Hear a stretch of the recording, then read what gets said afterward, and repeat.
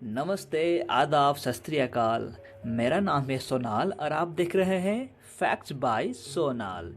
तो दोस्तों, आज हम जानने वाले हैं कि नासा एक बार मून पे जाने के बाद दोबारा क्यों नहीं जा पाया। तो वीडियो को अंत तक जरूर देखिएगा।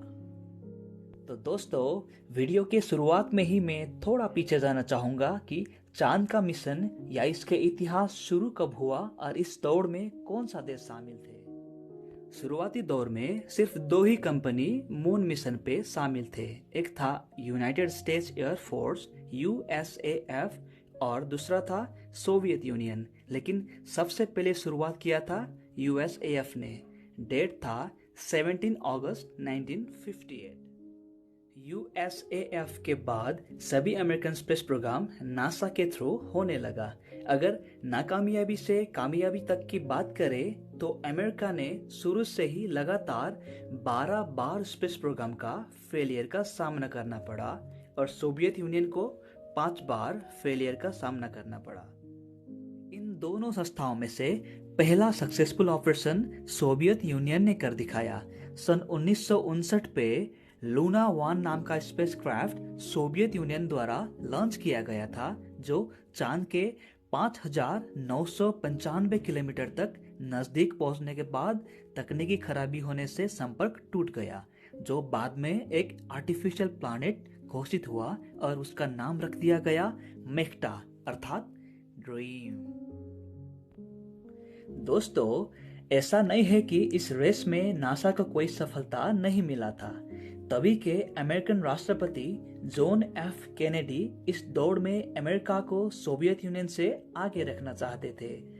15 मानव रहित मिशन सक्सेसफुल होने के बाद आखिर वो दिन आ ही गया जब इंसान पहली दफा चांद पे कदम रखने वाले थे। डेट था 20 जुलाई 1969 रात के 8:17। अपोलो 11 स्पेसक्राफ्ट जब चांद पे सफलता के साथ लैंड हुआ, उसके 6.5 घंटे बाद पहला इंसान जिसने चांद पे कदम रखा वो थे नील आर्मस्ट्रॉन्ग। चांद पे 8 दिन 3 घंटे 18 मिनट 35 सेकंड बिताने के बाद अपोलो 11 धरती पे वापस आ गया। डेट था 24 जुलाई 1969 दिन के 12:51। दोस्तों, अगर आपको चांद पे कदम रखने वाला दूसरा इंसान के नाम पता है तो कमेंट बॉक्स पे जरूर बताइएगा।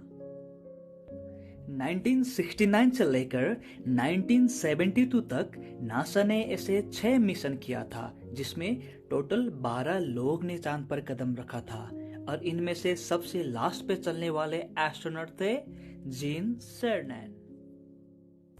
तो दोस्तों, ये था कुछ मून मिशन के पास के बारे में कुछ जानकारी। अभी कुछ फैक्ट्स के बारे में जानेंगे कि इतने सारे सक्सेसफुल मिशन करने के ऑलमोस्ट 50 साल गुजरने के बाद भी नासा का कोई भी ह्यूमन मिशन चांद पर वापस क्यों नहीं गया। वैसे यहाँ मैं आपको ये बात बताना चाहूंगा कि नासा के अपने कुछ सीक्रेट्स भी होंगे, पर मैं 3 प्रमुख रीजन पे डिस्कस करना चाहूंगा, जिससे आपको ये मालूम होगा कि नासा चांद पे वापस क्यों नहीं गया। पहला रीजन है पॉलिटिक्स। जैसे मैंने आपको वीडियो के बीच में बताया था कि 1969 के अमेरिकन राष्ट्रपति जॉन एफ कैनेडी अपने पद के मौजूदगी में नया इतिहास रखना चाहते थे और सोवियत यूनियन को भी पीछे छोड़ना चाहते थे, जिसके मुताबिक नासा ने पहला ह्यूमन मिशन पे कामयाबी हासिल की। तो बात आता है 2004 की, जब तभी के मौजूदा राष्ट्रपति जॉर्ज डब्ल्यू बुश एक बार फिर से मून मिशन को एक्टिवेट करना चाहते थे। पुराने स्पेस शटल रिप्लेस करके नया ऑपरेशन की डिजाइनिंग, बिल्डिंग और हार्डवेयर टेस्टिंग पे तकरीबन $9 बिलियन भी खर्च हो चुका था। लेकिन जब 2009 में बराक ओबामा राष्ट्रपति बने तो फाइनेंशियल प्रॉब्लम दिखाकर उस प्रोजेक्ट को ड्रॉप कर दिया और उसके वजह उल्का पिंड यानी एस्टेरॉइड मिशन पे काम शुरू किया। कहानी में एक और ट्विस्ट आता है कि जब डोनाल्ड ट्रंप अमेरिका के नए राष्ट्रपति बने तो इन्होंने भी बाराक ओबामा के एस्टेरॉयड मिशन पे रोक लगा दिया और नया प्रोजेक्ट शुरू किया जो था मंगल ग्रह यानी मार्स मिशन। दूसरा रीजन है फंडिंग। दोस्तों 1960 से लेकर 1972 तक सिर्फ अपोलो मिशन पे तकरीबन 257 बिलियन डॉलर का खर्चा हुआ था। अपोलो मिशन के अलावा भी नासा ने बहुत सारे प्रोजेक्ट और मिशन लॉन्च किया था। यहाँ मैं आपको ये बात भी बताना चाहूँगा कि सिर्फ 1972 की last moon landing mission Apollo 17 पे 25.4 बिलियन डॉलर का खर्चा हुआ था। अगर आपको इस अमाउंट को आज के टाइम पे वैल्यूएशन करे तो तकरीबन 156 बिलियन डॉलर होता है। ऐसे में आप ये अंदाजा लगा सकते हैं कि मून मिशन पे बजट प्रॉब्लम बहुत ही बड़ा रीजन बन सकता है। तीसरा और थोड़ा स्ट्रॉन्ग रीजन है प्रायोरिटी। पिछले कई सालों से अभी नासा मून से ध्यान हटकर मार्स पे रिसर्च कर रहा है। यहाँ तक कि मार्स पे कई सक्सेसफुल मिशन भी कर चुके हैं। प्यू रिपोर्ट सेंटपोल 2018 की रिपोर्ट के मुताबिक बहुत से अमेरिकन ये मानते हैं कि नासा का प्रायोरिटी किलर एस्टेरॉयड अर्थात उल्कापिंड जो धरती पे टकरा सकती है उस पे होना चाहिए, और कई लोग ये मानते हैं कि नासा को मार्स मिशन पे ज्यादा फोकस करना चाहिए क्योंकि मंगल ग्रह भविष्य में इंसान का दूसरा घर बन सकता है। ये था कुछ फैक्ट्स के डिस्कशन जो एक्सप्लेन करता है कि नासा आज तक चांद पे वापस क्यों नहीं गया। लेकिन एक बात और भी सामने आया था कि 1969 से 1972 की सारे मून मिशन फेक है और ये एक मिथ है। जी हाँ दोस्तों, अमेरिकन राइटर और रॉकीडाइन कंपनी के एम्प्लॉय बिल केसिंग ने यह दावा किया था कि वो सारे मिशन बस एक झूठ था और ये सब अमेरिका की सोची समझी चाल थी कि वो दूसरे देश से स्पेस मिशन पे आगे रहे।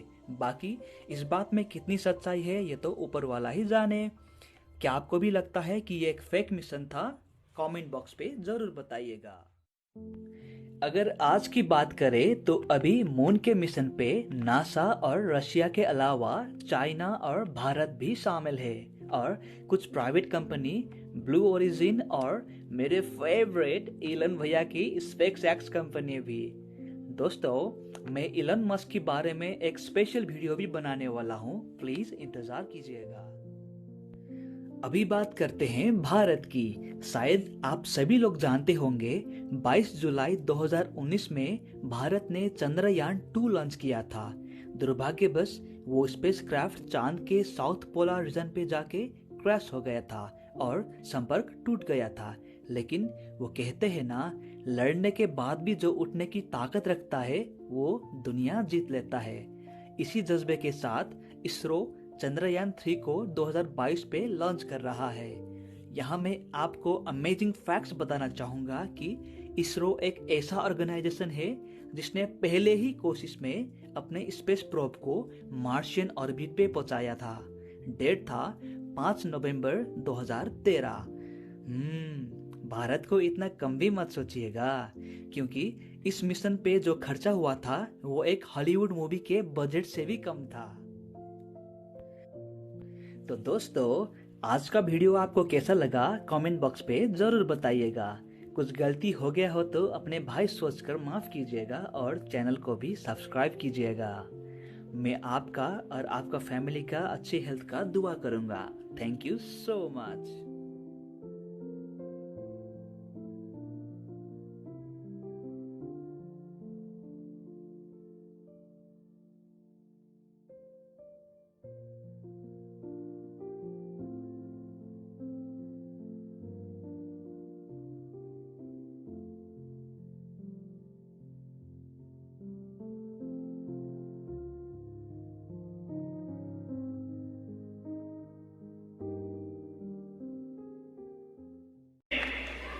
दुनिया में हिंदुस्तान पहला देश है जो पहले ही प्रयास में मार्स पर पहुंचने में सफल हुआ।